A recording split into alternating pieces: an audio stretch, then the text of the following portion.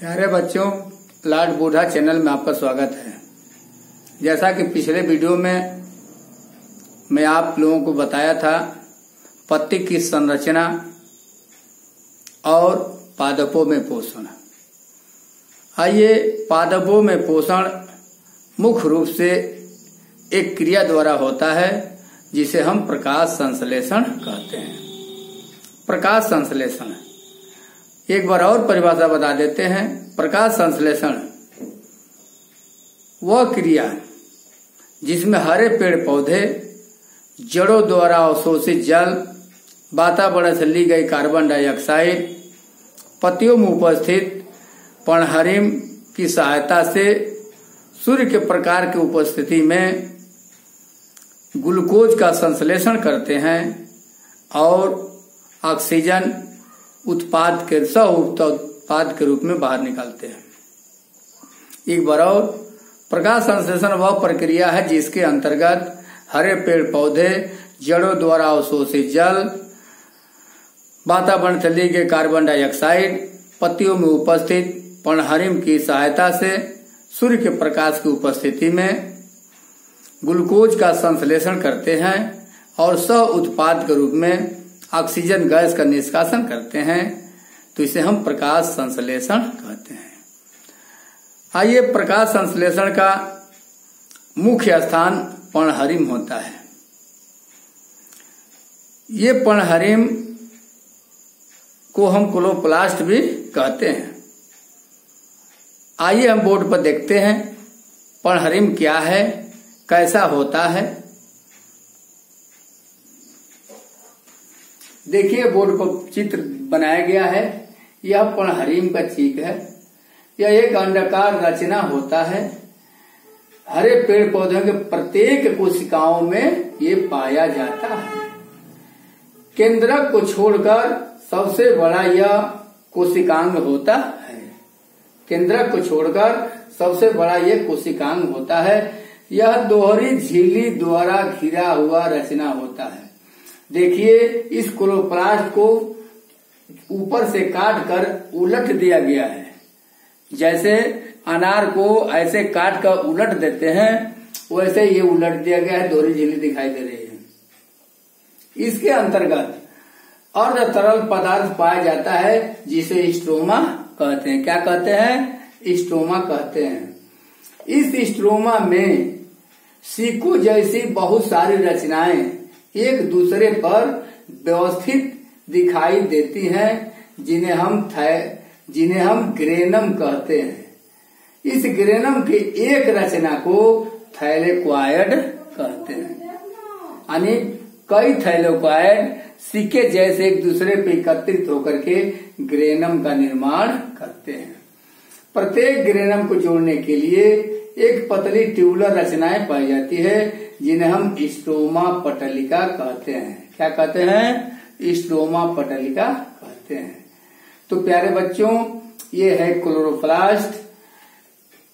प्रकाश संश्लेषण की प्रकाशिक क्रिया इस ग्रेनम में होती है। कहाँ होती है?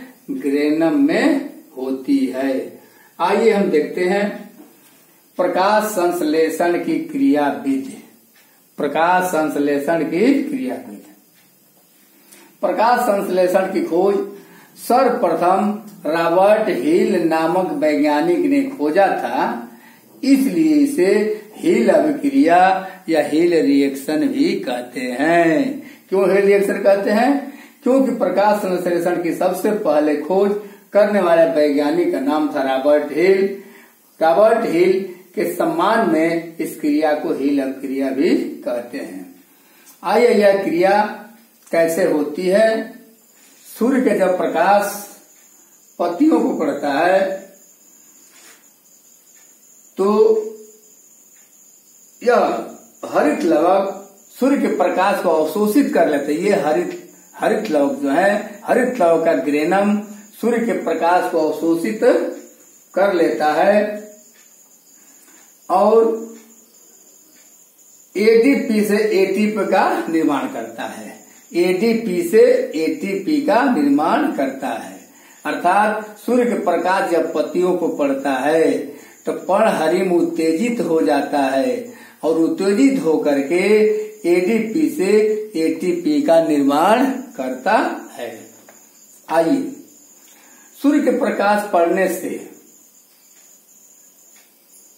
पत्तियों में उपस्थित जल का फास्फोरिलेशन होता है, यानी सूर्य के प्रकाश से उत्तेजित होकर ये जल के अणु टूट जाते हैं। यानी सूर्य के प्रकाश जब पत्तियों पर पड़ता है तो पर्णहरिम उत्तेजित हो जाता है और इस जल के अणुओं को दो भागों में तोड़ देता है, हाइड्रोजन आयन और हाइड्रॉक्सिल आयन में।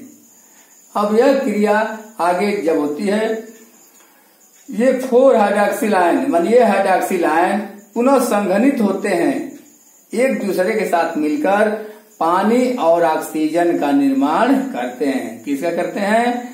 पानी और ऑक्सीजन का निर्माण करते हैं। पानी कुछ पौधों में रह जाता है और तेज धूप पड़ता है तो वाष्प बन करके इस रंध्र के माध्यम से बाहर निकल जाता है। ये ऑक्सीजन बनता है तो यह इस रंध्र द्वारा, देखिए रंध्र बनाया गया है, ये पतली का आधा बनाया गया रचना निचला सिरा है। निचला सिरा में गार्ड सेल दोनों तरफ होती है, बीच में छिद्र होता है जिन्हें हम रंध्र कहते हैं। इसके चर्चा पिछले वीडियो में मैंने किया था। इन छिद्रों द्वारा पत्तियों के गर्म होने पर पानी गर्म होकर वाष्प के रूप में जल वाष्प में बाहर निकल जाता है और इन्हीं छिद्र द्वारा कार्बन डाइऑक्साइड वातावरण से पत्तियों के अंदर घुसती है और प्रकाश संश्लेषण के फलस्वरूप, जैसे कभी बताया कि हाइड्रॉक्सिल आयन संघनित होकर जल का निर्माण करते हैं और ऑक्सीजन का निर्माण करते हैं। यह ऑक्सीजन रंध्र द्वारा बाहर निकल जाता है। आइए अगले चरण में, अब ये पानी के टूटा द्वारा हाइड्रॉक्सिल आयन जल और ऑक्सीजन के निर्माण में लग जाता है। शेष बचा हाइड्रोजन आयन, यह प्रोटॉन ग्राही निकोटिनेमाइड एडेनिन डाइफॉस्फेट से जुड़ जाता है। यह हाइड्रोजन आयन प्रोटॉन ग्राही NADP से जुड़ करके अपचयित कर देता है 2NADPH2 में, यानी यह 2NADPH में अपचयित हो जाता है। यह 2NADPH2 यानी निकोटिनेमाइड एडेनिन डाइफॉस्फेट उत्तेजित इलेक्ट्रॉन निकालते हैं जिसे हम इलेक्ट्रॉन ट्रांसपोर्ट सिस्टम कहते हैं। क्या कहते हैं? Electron transport system, ETS। यह ऊर्जा निकलती है और यह दीर्घ ऊर्जा के साथ 4 ADP के साथ एक उच्च ऊर्जा स्तर का फास्फेट ग्रुप यहाँ जुड़ जाता है और ATP का निर्माण होता है। यह ATP एक ऊर्जा का सिक्का कहलाता है और संचित कर लिया जाता है। जब जैविक क्रिया की जरूरत होती है तो यही ATP द्वारा प्राप्त ऊर्जा से क्रिया संपन्न होती है। तो मेरे प्यारे बच्चों, ये रहा प्रकाशिक क्रिया। अब दूसरा भाग है अप्रकाशिक क्रिया। अप्रकाशिक क्रिया में सूर्य के प्रकाश की आवश्यकता नहीं पड़ती है। इस सब क्रिया की खोज सर्वप्रथम ब्लैकमैन नामक वैज्ञानिक ने किया था, इसलिए इसे ब्लैकमैन अभिक्रिया भी कहते हैं। यह क्रिया एक चक्र में पूर्ण होती है जिसे केल्विन नामक वैज्ञानिक ने खोजा था, इसलिए इस चक्र को केल्विन चक्र भी कहते हैं। यह क्रिया क्लोरोप्लास्ट के स्ट्रोमा में होती है। जैसे बता देना लिक्विड पदार्थ पाया जाता है, यह क्रिया क्लोरोप्लास्ट के स्ट्रोमा में होती है। इसमें प्रकाश की कोई आवश्यकता नहीं होती है। इस क्रिया में बनने वाला अस्थायी यौगिक फास्फोग्लिसरिक अम्ल होता है जो 3 कार्बन का होता है, इसलिए कार्बन 3 चक्र भी इसे कहते हैं। क्या कहते हैं? कार्बन 3 चक्र भी कहते हैं। आइए, क्रिया निम्न चरणों में पूरा होती है। वातावरण से प्राप्त कार्बन डाइऑक्साइड, जैसा कभी ने चित्र में दिखाया हूं, ये CO2 अंदर घुस रही है स्टोमेटा के द्वारा।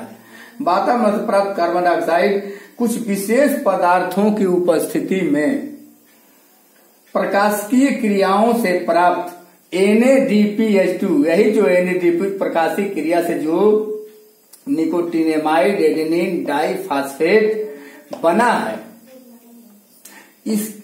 इसके साथ हाइड्रोजन आयन का अवकरण होता है और वह PgAl नामक पदार्थ बनता है।